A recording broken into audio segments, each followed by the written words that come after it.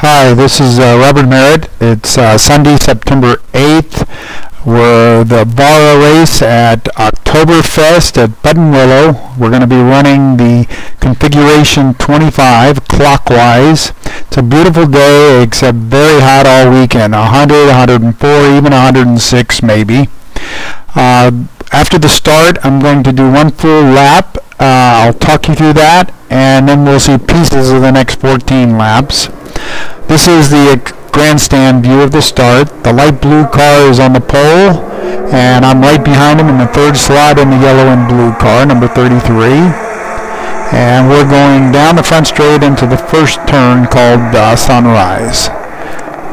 And here we go. Here's the start from the inside. This will be the entire first lap, and I'll kind of name the corners as we go around. The car to the right in red is a Formula Ford 2000, and the one with just the wheel showing there just right beside me is also a Formula Ford, although an older one. There's the checkered flag, and we're down into turn one, Sunrise, and headed towards turn two, the off-ramp. In second gear here, third gear actually down in the second gear, and now chasing Paul out of the off-ramp towards what's called Cotton Club, which is a right and a left up over a hill. You're in third gear, you downshift into second. Some braking, of course. Try to get on the gas in between the corners here. Try not to slip off as you go over the hill here.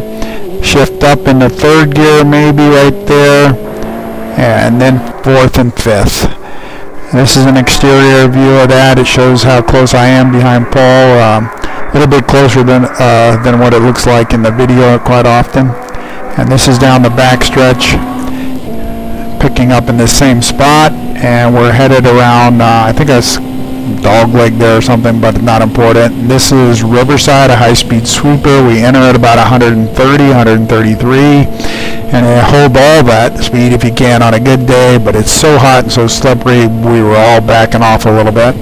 Downshift into fourth gear here to go over the top of Phil Hill, back on the gas hard, and up into fifth gear right about here, and just chasing Paul. This is the north end of the track, a nice tight all the way down into second gear from fifth, then back up third gear right about there, and fourth gear and fifth gear right before the S's. And these are the S's. I'm quite fast through the day, so you're going to see a lot of the S's because this is where I'm catching Paul, and you can see I'm catching him right here. This is the final turn. It's called Sunset. We downshift into second gear for that turn, back up through the gears to fifth gear, and then right about where the track to the right joins the cones, you downshift into fourth and into third, second. I'm losing count here. It's not good when you're on the track. This is the exterior view of us going down the front at the end of that first lap. So when we go back to the car, we'll be starting the second lap. There we go. We're going into the off-ramp. And now we'll kind of jump around a little bit here. Let's see. Talking about the car a little bit here. This is the Star Mazda turn again, end of the second lap, and it's showing me just how fast I am through here and how quickly I'm catching Paul. I'm not sure why I was so much quicker than him through there, but I all day was catching him. And it's kind of setting us up for the first pass, and that'll be me passing Paul here on the next lap in a moment. Actually, sorry, on the end of this lap here. We finish the second, we start the third right here. At this point of the race, I'm content just to kind of follow behind. I'm in the middle of the track to keep Joe behind us, and just going to follow Paul for a while. And if I get lucky, I'll pass him. Well, right here in the off-ramp, I think he misses a gear right here, misses a shift, because I just kind of almost run over him, and I'm on the gas hard, shifting up to third gear, up to fourth gear. And now I blow in here, I downshift into third, and pass him. He could have tried to close the door on me, but it would have been a bit dangerous. This is that same shot, and you see I'm in front. There's Paul, and there's Joe. He's already come from last place. He's driving a Formula 3, about 100 horsepower more than us, a lot bigger tires, some better traction, and he's worked his way up through the field. Now he's going to sit back there and watch us for a while, I think. So that was lap 3 where I passed Paul. I continued just run in front of him pretty comfortably for the next 2 laps almost. Here's the end of the 5th lap, and as you can see, this is going down in Star Mazda. Paul got a really good run off of Phil Hill and blew right by me there. But also you can see that I'm really good in coming out of Star Mazda and through the S's here, and so he doesn't leave me. And at this point in the race, I know it's still pretty early in the race. I know Joe's back behind us somewhere. I decided I'm just going to kind of follow Paul for a while and learn from him, see where he's follow his line some.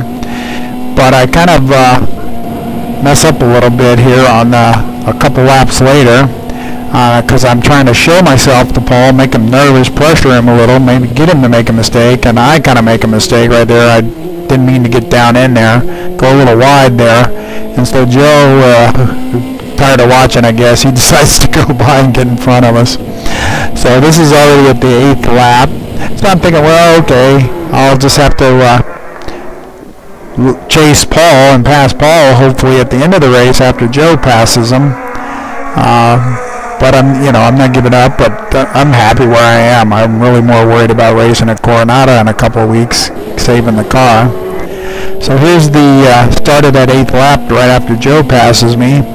I'm sticking right close to him. In fact, I'm like, whoa, I'm getting really close. All right, I downshift into 2nd gear, hit it hard, up into 3rd, thinking, all right, I'm going to stay right with him. And then they kind of fool me, and they check up here and almost run into Joe, so I kind of dodge him.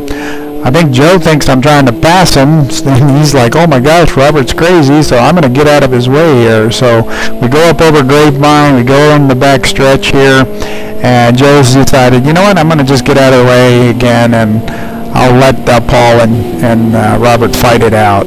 He's in a slightly different class car than us, so he wasn't really racing us. He was just out chasing us for fun. So then that was the 5th lap, so now I'm our 8th lap, I guess, and so now I'm chasing Paul and just trying to get close to him again and see if maybe I can pressure him a little bit.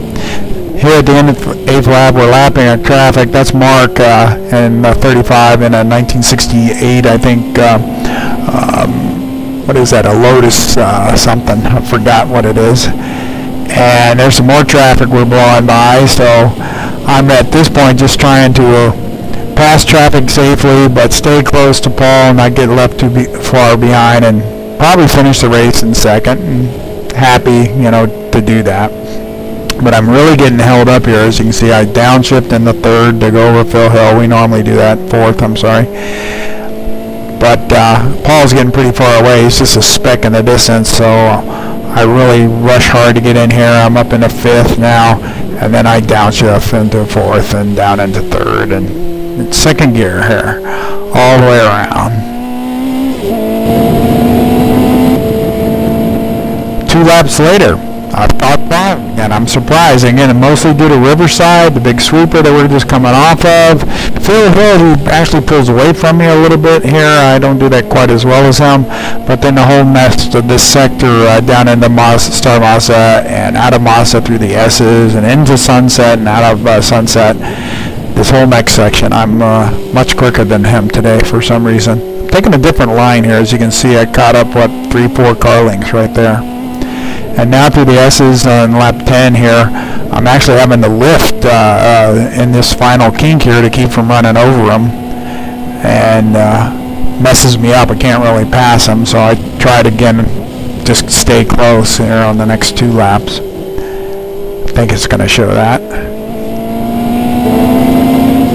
Yeah, here's lap 12 now, the end of lap 12, that same section, and so I've gotten pretty close to him. I stayed close.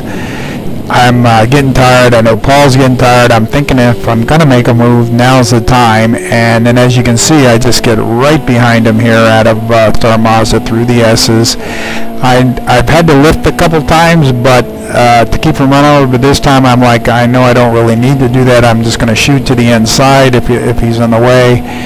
He doesn't, but I'm so close, I know I'm going to be able to outbrake him down here into the corner. And Paul's polite, lets me through, doesn't try to close the door.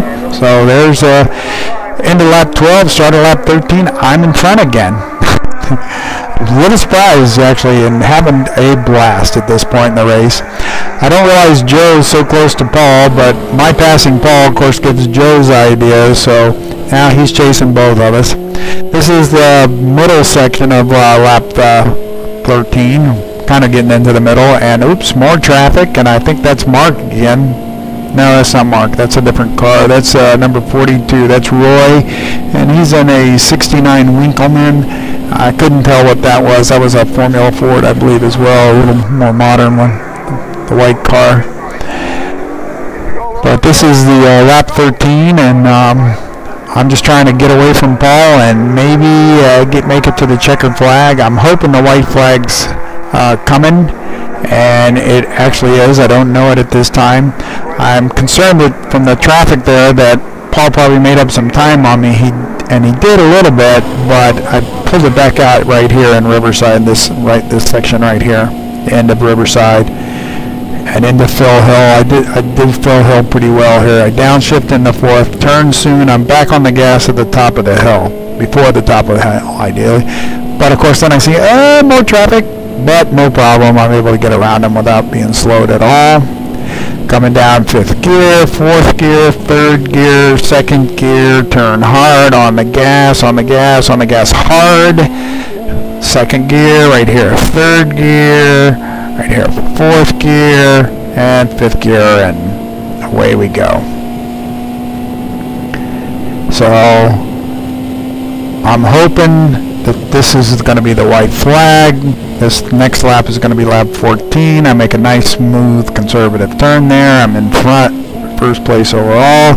Yep, there's the white flag waving. And one more lap, so don't mess up. So, of course, what I do, first thing I do is take turn one, sunset too wide. Oops, I better hurry. I got to rush to make up that because Paul's going to be breathing down my neck. So I overcook it into the off-ramp. Whoops.